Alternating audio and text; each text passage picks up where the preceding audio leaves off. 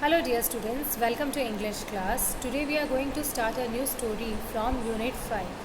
The name of the chapter is Rip Van Winkle.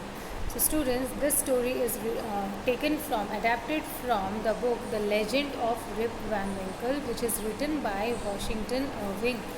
Okay, तो ये जो story है ये ली गई है the legend of Rip Van Winkle books में से, which is written by Washington Irving. Okay, so Rip Van Winkle is the name of a person. ये किसी इंसान का नाम है और ये स्टोरी जो है ये उन्हीं के बारे में है. तो यहाँ पर रिप वैन विंकल जो आदमी था या जो मैन था, जो इंसान था, वो बहुत ही लेज़ी था. हालांकि वो बहुत हेल्पफुल था, वो हमेशा सबकी मदद करता था, लेकिन वो इतना लेज़ी था कि वो पहाड़ों में, जंगलों में जाकर कहीं पर भी सो जाता था. एक बार वो ऐसा सोया कि कम से कम वो 20 इयर्स बाद में ही उठा. जब वो 20 इयर्स बाद में उठा तो बहुत कुछ चेंज हो चुका था. तो that is the story. Okay, so now let's read the story students. This story is about Rip Van Winkle, a good-natured but lazy man who goes away into the hills and falls asleep. When he awakens 20 years later, Rip finds that quite a few things have changed. The story is about Rip Van Winkle. ये story है Rip Van Winkle की. A good-natured but lazy man, मतलब इसका nature बहुत अच्छा था, बहुत ही helping nature था, लेकिन ये लेज़ी था. Who goes away into the hills and falls asleep, जो पहाड़ों में जाता था और वहाँ जाके सो जाता था. When he awakens 20 years later, जब वो 20 साल बाद में उठा, Rip finds that quite a few things have changed. उसने देखा कि बहुत सारी चीज़ें चेंज हो चुकी हैं. Okay, so let's see what have changed. Many years ago, at the foothills of Catskill Mountains was a little village. Many years ago means बहुत सालों की बात है, बहुत साल पहले. At foothills of Catskill Mountains, तो माउंटेन का नाम है कैटस्किल, और उसके foothills में वहाँ एक छोटा सा गांव था. In the village lived simple, good-natured fellow named Rip Van Winkle. और उसी गांव में एक बहुत ही अच्छा नेचर का एक लड़का रहता था या आदमी रहता था जिसका नाम था Rip Van Winkle. He was kind neighbour, ready to help anyone. He was kind neighbour, वो एक बहुत अच्छा पड़ोसी था और हमेशा सबको हेल्प करने के लिए रेडी रहता था. Okay, the children of village shouted with Joy van ever they saw him because he played with them. जो सब लोग उसे बहुत पसंद करते थे, यहाँ तक कि बच्चे हैं जब उसे देखते थे तो वो बहुत खुश होकर चिल्लाते थे और उसके साथ खुश होकर वो खेलते थे. He taught them to fly kites and shoot marbles and told them long stories. So वो बच्चों के साथ बहुत पूरे दिन एंगेज रहता था. उन बच्चों को रिप ने पतंग उड़ाना सिखाया, मार्बल्स खेलना सिखाया और बड़ी बड़ी वो लंबी लंबी कहानियाँ सुनाता था. The only problem with Rip was that he was very lazy. उसके साथ तो प्रॉब्लम एक ही थी कि वो बहुत आलसी था, बहुत ज़्यादा लेज़ी था. He did no work on his own farm and just idled away his time. So he did not work on his own farm. वो अपने खुद के खेत पर ही काम नहीं करता था. एंड जस्ट आइडल्ड का मतलब होता है just wasted away his time. अपना टाइम वेस्ट करता रहता था, यहाँ बैठा वहाँ बैठा, यहाँ सोया वहाँ सोया, ऐसे करके टाइम वेस्ट करता था. अपने घर की जो खेती है वो भी नहीं करता था और सारे दिन यहाँ वहाँ घूमता और सोता रहता था. Idled mean wasted. His fences were falling to pieces. Fences, जब हमारे घर के जो बीच घर होता है उसके चारों तरफ जो बाउंड्रीज़ बनाते हैं उसे फेंसेज बोलते हैं. वो वुड की बाउंड्रीज़ होती हैं. तो उसकी जो फेंसेज है वो पीसेज मतलब उनके पीसेज हो गए थे, वो टूटने लग गई थी. His cow was going ashtray. Ashtray मतलब उसकी जो काऊ है वो बाहर निकल चुकी थी, यहाँ वहाँ सड़क पर घूम रही थी. Weeds grew on his farm. Weeds मतलब अनवांटेड प्लांट्स. वो प्लांट्स, जंगली प्लांट्स होते हैं, वो उगने लग गए थे उसके खेत पर, क्योंकि उसको ध्यान ही नहीं था. उसने ना तो अपने जो उसकी फेंस थी, जो बाउंड्री बनी हुई थी वो टूट गई थी, उसने उसका भी ध्यान नहीं रखा. उसकी जो काऊ थी जिसे वो पाल सकता था, उसका दूध यूज़ में ले सकता था, लेकिन उसने उसको भी जाने दिया। वो यहाँ वहाँ भटक रही थी और वो जो उसका जो खेत था उसके ऊपर unwanted plants they started growing. Rip's constant companion was his dog named Wolf. Companion का मतलब होता है पार्टनर। तो जो रिप है इसका पार्टनर हमेशा, कांस्टेंट मतलब जो हमेशा उसके साथ रहता था, वो और कोई नहीं बल्कि उसका डॉग था जिसका नाम था Wolf. To avoid work he would walk away into the forest with his dog. और इन सब को अवॉइड करने के लिए वो डॉग के साथ जंगलों में चला जाता, पहाड़ों पे चला जाता। One day Rip just walked on and reach the highest part of the mountains. एक दिन रिप चला जा रहा था और जाते जाते चलते चलते वो एक ऊंचे पहाड़ पर जाके, मतलब वहाँ एक ऊंचा सा जो पहाड़ था वहाँ चला गया। It was late in the afternoon when he reached there. जब वो दोपहर में वहाँ पर पहुँचा तो बहुत लेट हो चुकी थी। Tired after his long climb he lay down and began day dreaming. Tired, वो थक गया था। जब वो बहुत थक गया था तो वो एक जगह बैठ गया। So and began day dreaming मतलब दिन में सपने देखने लग गया। It was soon evening and he realise it would be night by time he reach his village. अब वो वहाँ जब सपने देखने लग गया, वो सोते हुए सपने देख रहा था दिन में, और जब सो के उठा, उसकी जब आँख खुली तो उसने देखा अब तो शाम हो चुकी है और जब तक वो घर पहुँचेगा तब तक तो रात हो जाएगी, है ना। So students, next page. Suddenly he heard a voice calling out, "Rip Van Winkle, Rip Van Winkle." तभी अचानक उसे एक आवाज़ सुनाई देती है जो उसका नाम पुकार रही थी, Rip Van Winkle, Rip Van Winkle. He looked around and saw a short old man with thick hair and grizzled beard walking towards him with a barrel. So जब वो यहाँ वहाँ देखा तो उसने देखा कि एक बूढ़ा आदमी है, शॉर्ट मतलब जिसकी हाइट कम है, और बूढ़ा है, विथ थिक है, और उसके बाल बहुत ज़्यादा हैं, घने बाल है, एंड ग्रीजल्ड बियर्ड। ग्रीजल्ड का मतलब होता है सफ़ेद, ओके।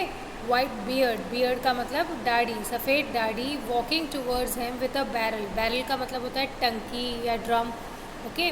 सो उसने देखा, जब उसने यहाँ वहाँ ढूंढने की कोशिश की कि कौन मुझे पुकार रहा है, तो उसने देखा एक बूढ़ा सा आदमी जिसकी दाढ़ी जो है वो सफ़ेद हो चुकी है, जिसके बाल हैं वो घने हैं, और जिसकी हाइट बहुत छोटी है। वो एक बैरल के साथ में आ रहा है। बैरल का मतलब होता है ड्रम, जैसे कि आप पिक्चर में देख सकते हैं, okay. He made signs to help him carry the barrel. और वो जो बूढ़ा आदमी है वो रिप वैन विंकल की तरफ इशारा करने लग गया कि मेरी हेल्प करो इस बैरल को ले जाने में। Rip Hari to help stranger who caught his hand tightly. So जैसे कि आपको पता है रिप का नेचर बहुत ही हेल्पिंग नेचर था, है ना। सो वो फटाफट उस बूढ़े आदमी के पास गया। Rip Hari to help the stranger, और उसने फटाफट जाके उस स्ट्रेंजर की मदद की। Who caught his hand tightly, और उस स्ट्रेंजर ने उसका हाथ जो है वो एकदम टाइट पकड़ लिया। Together they reached a place where there was some more odd looking man. So दोनों जन एक जगह पर पहुँचे और वहाँ उसने देखा कि वहाँ पर और भी बहुत सारे आदमी हैं जो बहुत ही डिफरेंट दिखते हैं, ऑड है, सबसे अलग है। प्लेइंग 9 पिन्स, और वो जो आदमी उसने देखे वो 9 पिन खेल रहे थे। 9 पिन्स क्या होता है कि या तो वुड का होता है या प्लास्टिक की पिन्स होती हैं या कुछ ब्लॉक्स होते हैं जिसके सामने जिसके लिए वुडन बॉल जो होती है वो थ्रो की जाती है। तो इस तरह से ये गेम है, जैसे आप पिक्चर में देखेंगे आगे नेक्स्ट तो आपको समझ में आ जाएगा, ओके। सो वो लोग 9 पिन्स खेल रहे थे, okay. They were all dress the same way, all of them had beards of various shapes and colours. और सब ने एक जैसी ही ड्रेस पहन रखी थी, लेकिन सबके दाढ़ी थी, बियर्ड थी, और सबकी जो बियर्ड थी वो डिफरेंट थी, डिफरेंट शेप्स था, डिफरेंट कलर था। Even though they were playing a game, their faces, students next page, were serious and there was silence. हालांकि वो गेम खेल रहे थे लेकिन फिर वो सब गेम खेल रहे थे लेकिन देयर वाज अ साइलेंस, मतलब वहाँ वो बहुत सीरियस होके गेम्स खेल रहे थे। सब लोग एकदम बहुत शांति से गेम्स खेल रहे थे, जबकि जब हम स्पोर्ट्स गेम्स खेलते हैं तो कितना एंजॉय करते हैं, लेकिन उन आदमियों के साथ ऐसा नहीं था, वो बहुत सीरियस और साइलेंटली खेल रहे थे। The only sound was the noise of balls which echoed in the mountains like thunder. तो खाली जो साउंड आ रहा था वो किसका साउंड आ रहा था? उन बॉल्स का आ रहा था, वुडन बॉल्स का आ रहा था, जो मतलब बहुत तेज़ था, थंडर के जैसे। जैसे बिजली जब चमकती है और बादल गरजते हैं तो कैसा साउंड आता है, तो इतना तेज़ साउंड आ रहा था जब वो लोग उस 9 पिन से खेल रहे थे। उन तो मतलब उन आदमियों की आवाज़ नहीं आ रही थी, जस्ट वो जो खेल रहे थे उसकी आवाज़ आ रही थी। It was just like the thunder. Okay, as Rip and his companion reached them, they stopped playing and shared. Oh, As Rip and his companion reached them, they stopped playing and stared at Rip with a fixed gaze. As Rip and his companion, Rip और उसका जो companion कौन था? Yes, जो dog है जिसका नाम क्या था? Wolf. Yes. So Rip and his companion reached them. They stopped playing and stared at Rip with fixed gaze. तो जैसे ही Rip और उसका जो डॉग है वो उनके पास पहुँचे तो उन्होंने खेलना बंद कर दिया और कंटिन्यूसली उन्हें घूरे जा रहे थे। Rip was really frightened. Rip जो है सही में बहुत डर गया था। Frightened का मतलब होता है डर जाना। His companion emptied the contents of barrel into glasses and made Rip drink it. इसके जो कंपेनियन थे ना, जो बाकी के आदमी थे, उन्होंने क्या किया, उन्होंने उस बैरल के अंदर जो भी चीज़ थी, कंटेंट्स ऑफ बैरल मतलब बैरल के अंदर, ड्रम के अंदर जो भी चीज़ थी उसको ग्लासेस में फिल किया और रिप को पिलाने लगे। Rip obeyed as he was trembling with fear. Trembling का मतलब होता है काँपना। तो जो रिप है वो उनकी बात मानने लग गया क्योंकि उसे बहुत डर लग रहा था, वो डर के मारे काँप रहा था। फियर का मतलब होता है डरना, ट्रैम्बलिंग का मतलब होता है काँपना। Since he was thirsty he drank a few more glasses and slowly fell into deep sleep. और क्योंकि रिप को बहुत तेज़ प्यास लगी थी तो उसने बहुत सारा पी लिया जो भी उस ड्रम के अंदर था और फिर वो गहरी नींद में सो गया। On waking up he found that he was at the place where he had first met the old man. जब वो सो के उठा तो उसने देखा कि वो उसी जगह पर है जहाँ उस बूढ़े आदमी से वो मिला था।